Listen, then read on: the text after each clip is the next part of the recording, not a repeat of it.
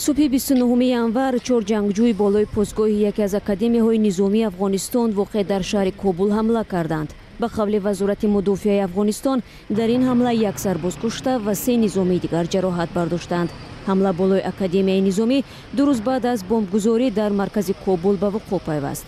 روز شنبه بر اثر ترکش ماشین طبی در مرکز کابل بیش از 100 نفر کشته شدند. یک هفته پیش از آن در نتیجه حمله به مهمانسرای اینترکانتیننتال کابل بیش از 20 کس به قتل رسیدند. مسئولیت حمله به مهمانسرا و ترکش ماشین طبی را طالبان افغان بر عهده گرفتند.